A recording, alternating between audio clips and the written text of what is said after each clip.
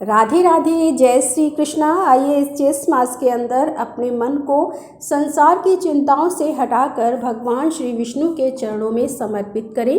उनकी कथा, पूजा और नाम स्मरण से जीवन में आनंद, शांति और परम कृपा अनुभव होता है। हे भगवान श्री हरि की शरण में जाने वाले भक्त को परम उच्च आध्यात्मिक गति प्राप्त होती है।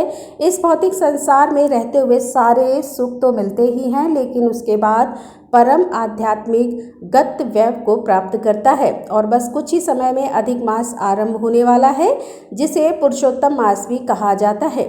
तो चलिए ऐसे स्वर्ण समय के सहयोग के अवसर पर आरंभ करते हैं हमारी आज की ज्येष्ठ मास कथा श्रृंखला को। लेकिन उसे शुरू करने से पहले हम आपको बता दें कि कल से अधिक मास यानी कि पुरुषोत्तम मास आरंभ होने वाला है। इसीलिए हमारी ज्येष्ठ मास की इस कथा श्रृंखला को आज की कथा के बाद यहाँ पर हम अल्प विराम देंगे, और जब पुरुषोत्तम मास समाप्त हो जाएगा तो उसके बाद फिर से हमारी बाकी की 15 दिनों की ज्येष्ठ मास कथाओं को हम आगे श्रवण करेंगे। तो आइए आज की कथा आरंभ करते हैं। ऋषि जैमिनी ने कहा, राजा इंद्रदुम्न ने शिल्प शास्त्र में प्रवीण सभी कारीगरों को मंदिर के निर्माण कार्य में नियुक्त किया। थोड़े ही समय में मंदिर बनकर इतना ऊंचा हो गया कि वह नीचे से दिखाई नहीं पड़ता था।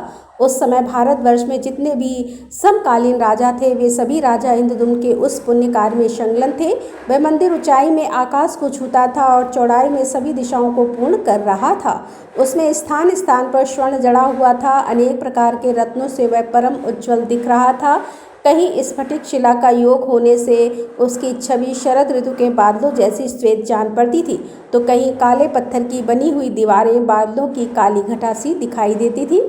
इस प्रकार परम सुंदर बने हुए भगवान विष्णु के मनोहर प्रसाद में विधि पूर्वक गर्भ प्रतिष्ठा करके बिजली गिरने आदि उपद्रव से मंदिर को कोई क्षति न पहुँचे, इसके लिए शिल्प शास्त्रों में निश्चित विधान के अनुसार अपने पुरुषार्थ से उपार्जित की हुई मणि इत्यादि को यथायोग्य स्थानों पर लगाया गया।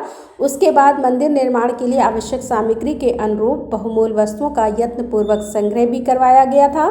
तीनों लोकों के राजा मन से भी जिसकी संभावना नहीं कर सकते थे, ऐसे मनोहर और कीर्ति बढ़ाने वाले मंदिर का निर्माण कार्य आरंभ होने लगा। उसके तैयार हो जाने पर राजा इंद्रदुम्न ने मुनिवर नारद जी से कहा, देवताओं और असुरों के लिए भी जो असंभव था वह सब मेरा कार्य भगवत कृपा से संपन्न हुआ। ऐसा कहकर उन्होंने नारद मुनि के चरणों में प्रणाम किया। नारद मुनि ने भी राजा को उठाकर उनका सत्कार किया और उनसे कहा कि हे राजन, इस समय तुम जीवन मुक्त हो गए हो। भगवान के चरणारविंद में अनन्य भक्ति पूर्वक तुम्हारा चित्त जिस प्रकार लगा हुआ है, उससे बढ़कर मनुष्य के लिए और कौन सा पुरुषार्थ हो सकता है। हे भूपाल, तीर्थ, मंत्र, जप, दान, बहुत दक्षिणा वाले यज्ञ, व्रत, स्वाध्याय और तपस्या से भी जिसे प्राप्त करना असंभव है, वही केवल भक्ति से तुम्हारे हाथ में आ गया है। हे राजेंद्र, तुम दीर्घ काल तक पृथ्वी पर स्थित रहकर बड़े बड़े उत्सवों और उपचारों द्वारा जगन्नाथ जी की उत्कृष्ट सेवा पूजा करो। तत्पश्चात राजा इंद्रदुम्न ने जगन्नाथ जी को दंडवत प्रणाम किया और उनकी स्तुति करते हुए इस प्रकार कहने लगे। राजा ने कहा कि हे ब्राह्मण देव, भगवान को नमस्कार है। गौओं और ब्राह्मणों के हितैषी, शरणागतों का दुख दूर करने वाले तथा 4 पुरुषार्थों के एकमात्र हेतु भगवान श्री हरि को नमस्कार है। हिरण्य गर्भ रूप पुरुष और प्राकृत व्यक्त जगत दोनों आपके स्वरूप हैं, आपको नमस्कार है। शुद्ध ज्ञान स्वरूप सच्चिदानंदमय भगवान वासुदेव को नमस्कार है। इस प्रकार स्तुति करते हुए राजा के नेत्रों में आंसू भर आए। उन्होंने परिक्रमा करके बार बार भगवान को प्रणाम किया और उसके बाद जो अन्य देवी देवता आए थे, वे भी प्रसन्नतापूर्वक भगवान को प्रणाम करके हाथ जोड़कर उनकी स्तुति करने लगे।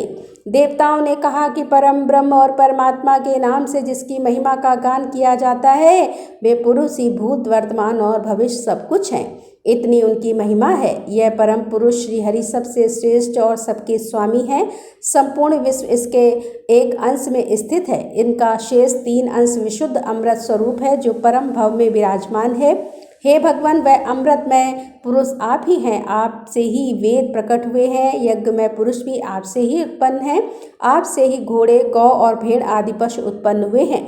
ब्राह्मण आपके मुख से प्रकट हुए हैं। क्षत्रिय आपकी भुजाओं से उत्पन्न है। वैश्यों का जन्म आपके उरु से हुआ है और शूद्र आपके चरणों से प्राप्त हुए हैं। आपके मन से चंद्रमा, नेत्र से सूर्य, कानों और प्राणों से वायु और जीवा से अग्नि की उत्पत्ति हुई है। आपकी नाभि से आकाश, मस्तक से स्वर्ग, पैरों से पृथ्वी और कानों से आठों दिशाएं प्रकट हुई हैं। आपसे ही यज्ञ कुंड की 7 परिधियां और 21 समिधाएं प्रकट हुई हैं। समस्त चराचर भाव आपसे ही उत्पन्न हुए हैं। आप ही संपूर्ण जगत के स्वामी और संरक्षक हैं। हे परमेश्वर, भयानक रूप धारण करके सृष्टि का संहार करने वाले भी आप ही हैं।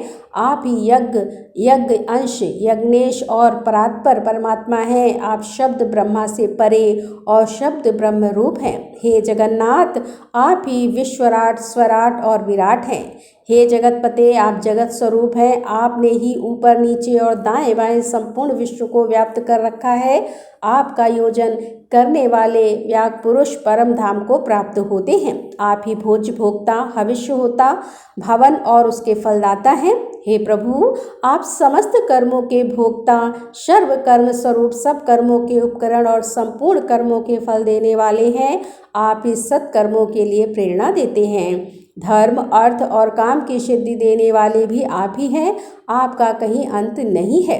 आपके सहस्त्रों स्वरूप, सहस्त्रों पैर, नेत्र, मस्तक, उर और भुजाएं हैं। आपको नमस्कार है। सहस्त्र कोटि युगों को धारण करने वाले और सहस्त्र नामों वाले आप सनातन पुरुष को हम नमस्कार करते हैं। आपकी सृष्टि में आपके समान दीनों की रक्षा करने वाला दूसरा कोई नहीं है। दीनों और अनाथों के एकमात्र आश्रय आप ही हैं। हे प्रभु, आप ही इस जगत के पिता, पालक, पोषक और संपूर्ण आपत्तियों का निवारण करने वाले हैं। हे जगन्नाथ, हे विष्णु, हमारी रक्षा कीजिए। हे परमेश्वर, हे कमलाकांत, आपके सिवा कौन हमारी रक्षा करने में समर्थ है। आपको अनंत कोटि नमस्कार है। इस प्रकार स्तुति करके देवताओं ने बार बार प्रणाम किया और राजा इंद्रदुम्न के साथ बाहर निकलकर सब के सब भगवान नरसिंह के क्षेत्र में गए। वहाँ साष्टांग प्रणाम और नमस्कार करके परम भक्ति पूर्वक उन्होंने श्री नरसिंह देव का पूजन किया। उसके बाद वे सभी नीलांचल के शिखर पर, जहाँ उत्तम प्रसाद का निर्माण हुआ था, वहाँ पर गए और देवताओं ने आकाश मंडल में व्याप्त उस उच्चतम मंदिर को देखा। राजा इंद्रदुम्न ने विचार किया कि यह पूर्ण हुआ भगवान का उत्तम मंदिर दीर्घ काल के बाद मेरे दृष्टिपथ में आया है और यह सब कुछ भगवान के अनुग्रह से हुआ है। इसमें मनुष्य का कोई पुरुषार्थ नहीं है। तत्पश्चात राजा ने अपने सहायकों से कहा, जब काष्ठमय शरीर धारण करके स्वयं भगवान यहाँ प्रकट हुए थे, उस समय आकाशवाणी ने मुझसे कहा था कि तुम नीलांचल के शिखर पर जगन्नाथ जी की प्रतिष्ठा के लिए 1000 हाथ का मंदिर बनवाओ। उसकी स्थापना के समय स्वयं ब्रह्मा जी शुद्धो ब्रह्म ऋषियों और देवताओं के साथ पधारेंगे। इतना कहकर राजा ने नारद मुनि से पूछा कि हे मुनि श्रेष्ठ, मैं प्रतिष्ठा विधि की वस्तुओं के विषय में कोई जानकारी नहीं रखता हूँ। जो एकत्र करने योग्य वस्तुएं हों उन सबको आप क्रम से बताइए। राजा के द्वारा इस प्रकार कहे जाने पर नारद मुनि ने शास्त्र के अनुसार विचार किया और सभी सामग्री की सूची एक पत्र पर लिखकर उन्हें दे दी। राजा ने वह पत्र पद्म निधि को दिया और कहा, इसमें लिखी हुई वस्तुएं एकत्र करो। ब्रह्मा जी के लिए दिव्य भवन का निर्माण करो। ब्रह्म ऋषियों, इंद्र आदि देवताओं, सिद्धों, मनुष्यों और मनुष्यों के लिए यथायोग्य स्थान बनवाओ। इस प्रकार आदेश देते हुए राजा इंद्रदुम्न ने नारद मुनि से कहा कि हे राजन, 3 रथ तैयार करवाइए। भगवान वासुदेव के रथ पर गरुड़ ध्वज फहरा रहा हो और सुभद्रा जी के रथ के ऊपर कमल के चिन्ह से युक्त ध्वजा लगाई जाए। श्री बलभद्र जी के रथ पर ताल ध्वज या हल के चिन्ह युक्त ध्वज होना चाहिए। श्री विष्णु के रथ में 16, बलभद्र के रथ में 14 और सुभद्रा के रथ में 12 पहिए होने चाहिए। चक्रधारी श्री कृष्ण के रथ का विस्तार 16 हाथ, बलभद्र जी के रथ का विस्तार 14 हाथ और सुभद्रा जी के रथ का विस्तार 12 हाथ का होना चाहिए। नारद मुनि के इस वचन को सुनकर एक दिन में 3 रथ बनाए गए, जिनके धरे चक्के, खंभे और द्वार सभी सुंदर थे। तीनों रथों का विस्तार उत्तम था। सब में सुंदर ध्वजा पताकाएं लगी थी। नाना प्रकार की चित्रकारी से वे तीनों रथ बड़े मनोहर प्रतीत होते थे।